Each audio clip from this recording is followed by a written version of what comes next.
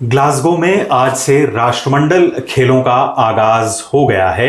लेकिन इन खेलों का आगाज अगर भारत के लिहाज से सोचा जाए तो कुछ अच्छा नहीं कहा जा सकता।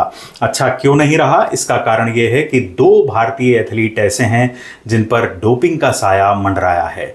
ये क्या है पूरा मामला, हमारे साथ मौजूद हैं हमारे वरिष्ठ खेल पत्रकार हेमंत रस्तोगी। उन्हीं से हम समझते हैं। हेमंत, राष्ट्रमंडल खेलों को लेकर भारत का प्रदर्शन अच्छा भी रहता है, तो उस लिहाज से काफ़ी कुछ आशा रखी जा रही थी, लेकिन पहला दिन ही कुछ अपशकुन हुआ। देखिए, बिल्कुल अपशकुन वाली बात ही है, क्योंकि पहले ही दिन डोपिंग का साया भारतीय दल पे मंडरा गया और एक जूडो खिलाड़ी अरुण कुमार, जिनका नाम है, कल रात उनका डोप पॉजिटिव केस आया। वो भारतीय टीम में शामिल थे जूडो की। 73 किलो में उनको खेलना था और उनसे पदक की आशाएं थी, लेकिन नाडा की ओर से जो उनका आउट ऑफ कंपटीशन टेस्ट किया गया तो वो उसमें पॉजिटिव पाए गए। तो इस वजह से वो उस वक्त पेरिस में तैयारियां कर रहे थे इन कॉमनवेल्थ गेम्स की, और जब ये पता लगा कि वो डोप पॉजिटिव पाए गए हैं तो उनको पेरिस से वापस भारत भेज दिया गया।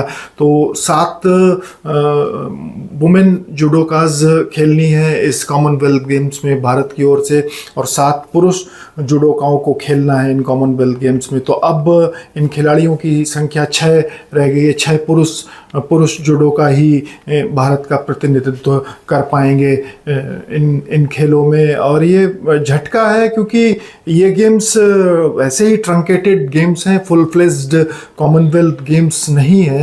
ये ग्लासगो कॉमनवेल्थ गेम्स ओरिजिनली इन खेलों की मेजबानी विक्टोरिया ऑस्ट्रेलिया को मिली थी और उन्हीं को ही इसकी मेजबानी करनी थी, लेकिन उन्होंने अंतिम क्षणों में इन खेलों की मेजबानी से हाथ खींच लिया, जिसकी वजह से कॉमनवेल्थ स्पोर्ट्स, जो गवर्निंग बॉडी है कॉमनवेल्थ खेलों की, उनको बड़ी मशक्कत करनी पड़ी कि किस तरीके से इन खेलों का आयोजन किया जाए। तो बमुश्किल ग्लासगो इसके लिए आगे आया, क्योंकि ग्लासगो 2014 में इन खेलों की मेजबानी पहले भी कर चुका था, लेकिन ये ट्रंकेटेड गेम्स है, इनको बहुत शॉर्ट कर दिया गया क्योंकि इस पर खर्च ज़्यादा ना आए और इनका आयोजन भी हो जाए। इस वजह से सिर्फ 10 खेल ही इन खेलों में आयोजित किए जा रहे हैं। भारत सिर्फ 8 खेलों में इसमें शिरकत कर रहा है। इसमें 2 खिलाड़ी हैं भारतीय।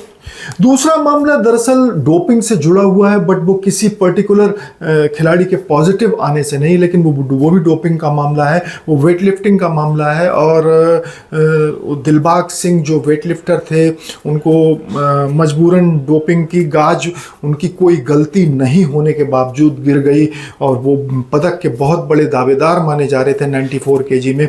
कॉमनवेल्थ गेम्स में वेट लिफ्टिंग में भारत का अमूमन दबदबा रहता है। 2010 से भारत लगातार ओवरऑल चैंपियन बनता आ रहा है वेट लिफ्टिंग में। 2010, 2014, 2018, 2022 भारतीय पुरुष वेट लिफ्टर ओवरऑल चैंपियन बने हैं।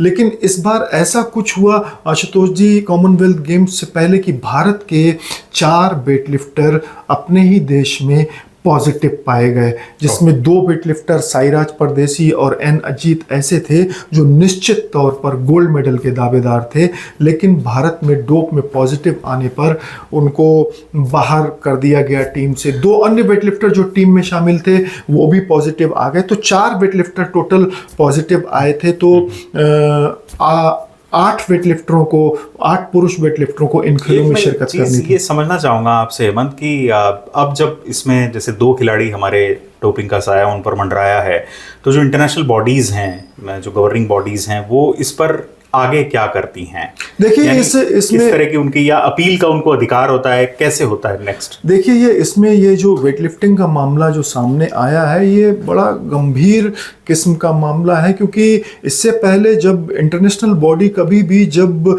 घरेलू जो डोप टेस्ट कराए जाते थे उनका संज्ञान नहीं लेती थी, लेकिन ये फर्स्ट टाइम ऐसा हुआ है कि इंटरनेशनल वेटलिफ्टिंग फेडरेशन ने जो घरेलू डोप टेस्टों का संज्ञान लिया है, उन्होंने ये कहा कि आपके घरेलू डोप टेस्टों में 4 वेटलिफ्टर पॉजिटिव नहीं आए थे, 5 पॉजिटिव आए थे, तो आपको एक कोटा कम कर दिया जाता है, तो 8 पुरुष वेटलिफ्टर जो भाग ले रहे थे, पहले ही उसमें 3 वेटलिफ्टर कम हो गए थे, और एक और पुरुष वेटलिफ्टर, जब इंटरनेशनल वेटलिफ्टिंग फेडरेशन ने बोला कि नहीं आपके 5 डोप पॉजिटिव आए थे तो आपको एक अपना लिफ्टर और कम करना पड़ेगा, तो इससे दिलबाग सिंह को इंडियन वेटलिफ्टिंग फेडरेशन ने दिलबाग सिंह को वापस भेजा। हालांकि मुझे ये भी पता लगा है कि इसका काफ़ी रिजेंटमेंट किया, इंडियन वेटलिफ्टिंग फेडरेशन ने काफ़ी कुछ बोला भी, लेकिन उनकी कोई सुनवाई नहीं हुई, और जिसके चलते सिर्फ 4 पुरुष weightlifter he in Commonwealth games में शिरकत कर पाए। अमूमन हेमंत क्या होता है जब जैसे भारतीय दल जाता है, बहुत सारी आशाएं लेकर वहां जाता है,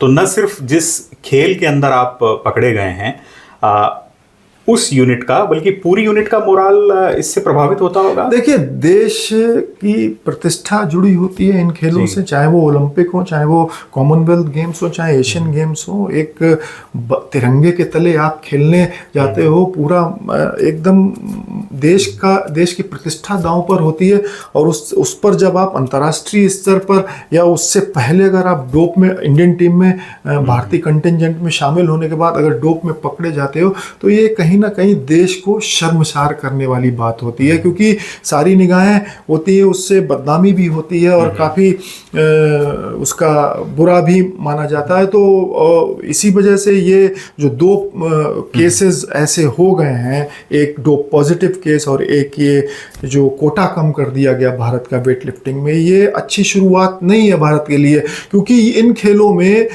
भारत का बहुत दबदबा रहता है कॉमनवेल्थ गेम्स में, और भारत के जो मुफीद गेम्स हैं जिसमें भारत अपना वर्चस्व स्थापित करता आया है इन खेलों में, चाहे जैसे बैडमिंटन है, जैसे रेसलिंग है, जैसे हॉकी है, क्रिकेट है, ये सब, तीरंदाजी है, आर्चरी, ये सब खेल इन खेलों में शामिल नहीं। शूटिंग बहुत एक ऐसा खेल है जिसमें भारत गुच्छों में मेडल लेकर के आता है। पिछले कॉमनवेल्थ गेम्स में भारत ने 61 टोटल पदक जीते थे बर्मिंघम में, लेकिन इस बार ऐसा होने की उम्मीद नहीं है। सिर्फ बॉक्सिंग, वेटलिफ्टिंग और एथलेटिक्स 3 ही गेम ऐसे हैं जिसमें हम पदक की उम्मीद कर सकते हैं। तो भारत की गोल्ड मेडल की संख्या इस बार काफ़ी कम रहने वाली है इन खेलों में, और पदकों की संख्या भी काफ़ी कम रहने वाली है।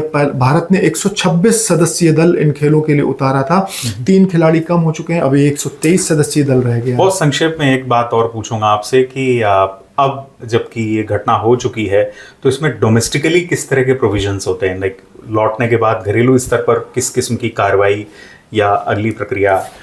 देखिए, जो भी ये जो डोप पॉजिटिव खिलाड़ी पहले तो मैं अपने दर्शकों को ये बताने, डोप क्या होता है। डोप ये होता है कि जब आप कोई गेम खेलते हो, कोई खेल खेलते हो, तो अगर कोई शॉर्टकट अपनाते हो या जैसे कोई शक्तिवर्धक दवा लेते हो, उससे अपनी परफॉर्मेंस को एनहांस करते हो, वो डोपिंग कहलाती है। वो प्रतिबंधित होती हैं दवाएं।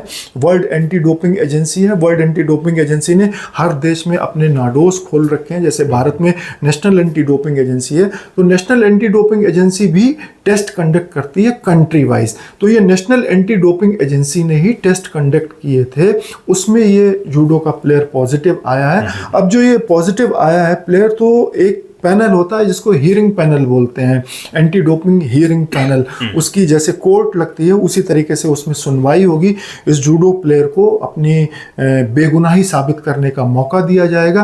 पैनल के समक्ष बाकायदा वकील किया जाता है उसमें। अगर उस पैनल के समक्ष वो प्लेयर या जो कोई भी डोप पॉजिटिव प्लेयर अपनी बेगुनाही साबित नहीं कर पाता है, तो पैनल का जो चेयरमैन है वो उसको सजा सुनाता है। वो सजा अधिकतम 4 साल तक की हो सकती है। अगर आप दूसरी बार डोप में पकड़े जाते हो तो ये सजा 8 साल की भी हो सकती है। तो इस तरीके की कार्रवाई होती है, इसलिए डोपिंग को अच्छा नहीं समझा जाता है और बहुत देश की किरकिरी होती है इस तरीके के मामलों। इसी वजह से ये जो 2 मामले आए हैं आज पहले ही दिन, आज ही से शुरू हुए हैं राष्ट्रमंडल खेल कॉमनवेल्थ गेम्स, तो ये अच्छी शुरुआत नहीं है भारत के लिए। पहले से ये ट्रंकेटेड गेम है। चलिए, बहुत शुक्रिया इस पूरी जानकारी के लिए हेमंत आपका। बात बिल्कुल साफ है, कॉमनवेल्थ गेम्स में भारत का आगाज अच्छा नहीं हुआ है, लेकिन उम्मीद की जानी चाहिए कि अंजाम अच्छा हो और जिन स्पोर्ट्स में आशाएं भारतीय एथलीट्स पर हैं उनमें भारत ज़रूर मेडल जीत कर लाए। अभी के लिए मेरे साथ इस वीडियो में इतना ही। इस वीडियो को लाइक करें, हमारे चैनल को सब्सक्राइब करें। नमस्कार। नमस्कार। अगर आप ये वीडियो YouTube पर देख रहे हैं तो हमारे चैनल को सब्सक्राइब कर बेल आइकन दबाएं और Facebook पर देख रहे हैं तो हमारे पेज को लाइक करें।